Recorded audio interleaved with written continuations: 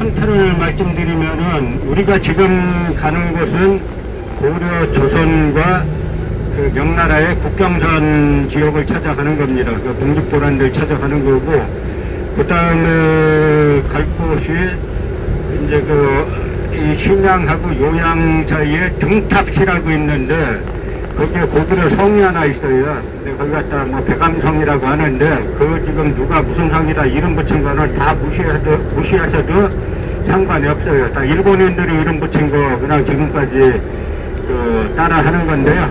그 뭐냐면 이름 짓는 게 지금의 요하, 이제 여기가 요하 근처인데, 고구려는 요하를 넘지 못했다, 요하 서쪽으로 가지 못했다라는 전제에서 요하 이 동쪽에서 다 지명을 성의 이름을 찾는 거기 때문에 다 맞지 않죠. 고구려는 한참 더 서쪽으로 하북성 일대까지 가 있었는데, 그건 제 말이 아니라 수나라의 정사인 수서 배구전에 보면 고구려는 원래 고죽국의 땅입니다. 고죽국 하면 백이숙제 생각나시죠?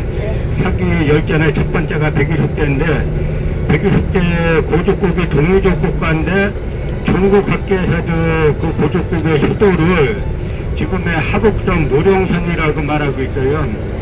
그러니까 중국 정사에 고구려 땅을 하북성이라고 말하고 있는데, 우리는 아니에요. 고구려가 어떻게 거기까지 갑니까 하고, 우리는 지금의 요하 이 동쪽에서 찾는 거죠. 그리고 지금 우리가 첫 번째 찾아갈 곳이 이제 독립보고, 두 번째 고구려 이제 석병을 찾아가고요.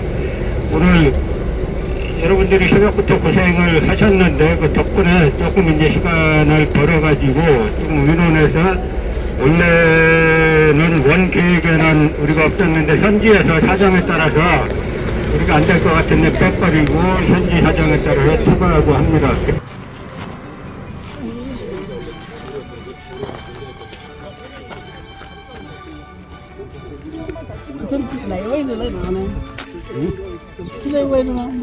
성지 못 찍어서 그런데 이 촬영에 대해서 지금까지 지금 한국 국가 교과서를 비롯한 모든 책들은 그 함경남도 안변이라고 설명을 하고 있어요. 근데 우리가 상식적으로 생각해도 함경도 안변에 촬영기를 설치했는데 군대는 왜 이 북쪽으로 올라오느냐 하는 이야기죠. 그러니까 이 지역은 원래부터 우리가 고조선 고구려 해가지고 계속 이제 고려의 강역이었다가 1258년에 고려 고종 45년인가 하는 그때에 몇몇 민족 반역자들이 나타나요. 표탄이라는 인물이 나타나고 오휘, 탁청 이런 인물들이 나타나가지고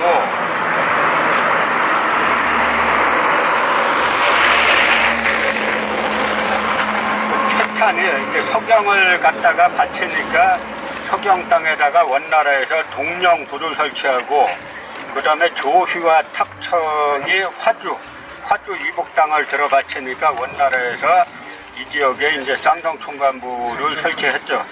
그러다가 국민왕이 제2 5년에 1356년에 그 인당과 유인호를 보내가지고 각각 동북면 병마사, 그러니까 동북면 병마사는 두만강 북쪽 땅을 말하고요. 서북면 병마사는 압록강 북쪽 땅을 이야기합니다. 그래서 국민왕이 제2 5년에 그 인당과 유인호를 동북면 병마사와 서북면 병마사를 삼아가지고 이 땅을 1356년에 되찾아요. 그래서 고려에서는 100년 만에 찾았다. 그러니까 1258년에서 1356년이니까 만이 이제 98년이잖아요. 그래서 옛날 만 안 따질 때 100년 만에 옛 땅을 수복했다라고 하는 그 땅인데, 그래서 고려에서 수복한 땅에다가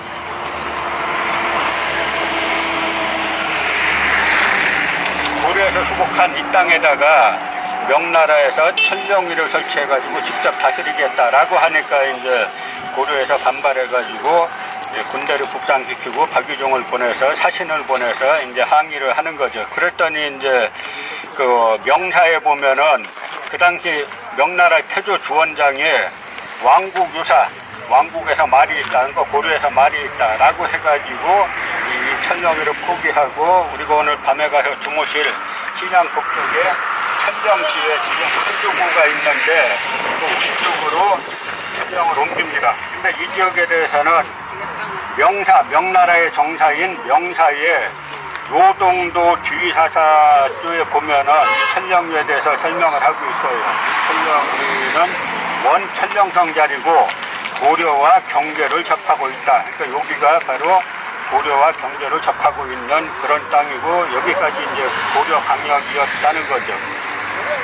그래서 이 말이 있으니까 그 다음에 1393년에 윤주로 옮겼다라고 명사에 나와 있고요. 그래서 이제 조선이 개창한 다음에 태종임금이 이 지역인데 문제가 되는 게 우리 조선 사람보다는 여진족이 좀 많이 살잖아요. 그래서 자꾸 명나라에서 이재희 정책을 써가지고 이쪽 지역을 직접 이제 간접 관할하려고 하니까 고려 조선 강역이 아닌 걸로 하고 그러니까 이제 간접 그 관할을 하려고 하니까 태종임금이 제4년에 1304년이죠. 5월달에 김첨이라는 인물을 사신으로 보내가지고 그때 지도와 주본을 다 갖고 가서 보냅니다. 그래서 명조 성락제를 성조 영락제를 만나가지고 원래 여기까지가 우리 땅이다. 그리고 여기에 사는 여진족들은 10개 부족 10처가 있는데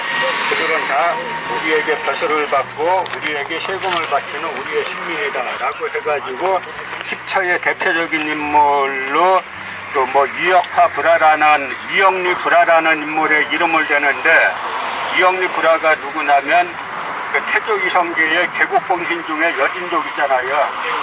이기란의 아들이에요. 그 조선 이름은 이화영이고 여진족 이름은 이영리 불화인데 그래서 그 이영리 불화 중 10개 철을 갖다가 조선이 자진족하고 하는 것을 허가한다라고 해가지고 태종 때 이 지역까지가 다시 조선의 국경으로 확장이 된 겁니다.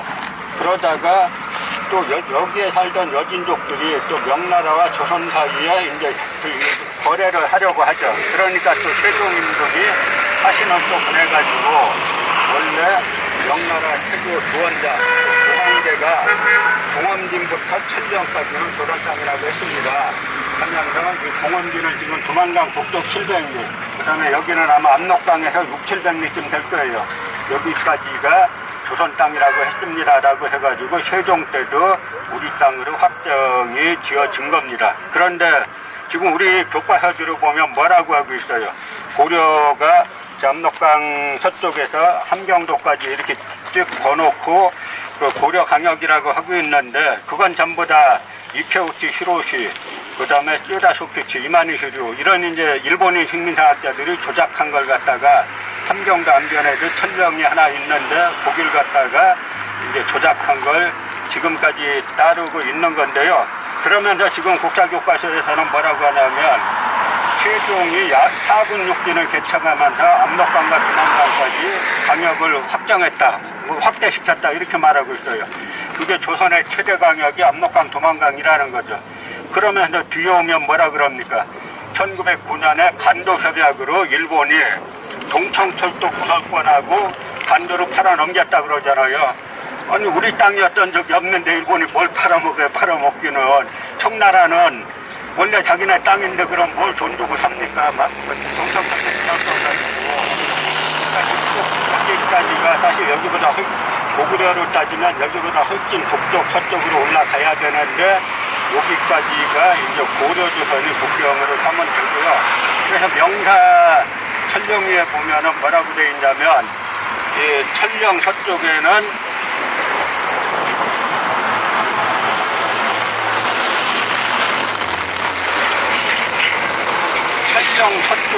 요하가 있다. 여기 조금 우리가 이따 가보시면 요하가 나올 거예요. 요하가 있고 천령 남쪽에는 범하와 효청하가 있다. 근데 모든 강이 다 요하로 들어간다. 이렇게 나와 있죠. 그러니까 이 천령리가 바로 이 지역이라는 거는 모든 사료, 뭐 한국 사료, 중국 사료 할 것 없이 모든 사료에 비춰봐가지고 의심할 바가 없는 겁니다. 비록 우리가 지금 이 땅이 그래서 지금 우리 거다라고 말할 수는 없는데 지금 남북 통일도 안 된 상황에서 이 땅 우리 거라 그러면 뭐 말이 되겠어요?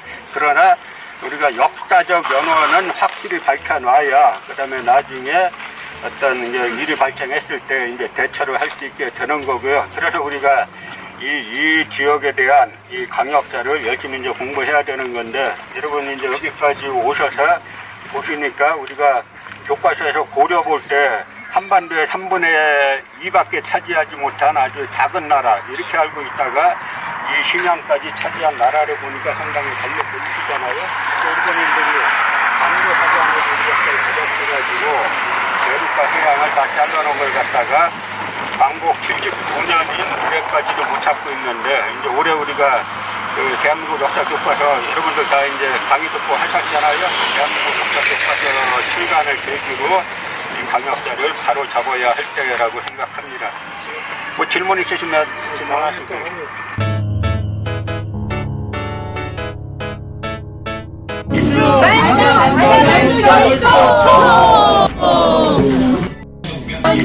반야반도 열도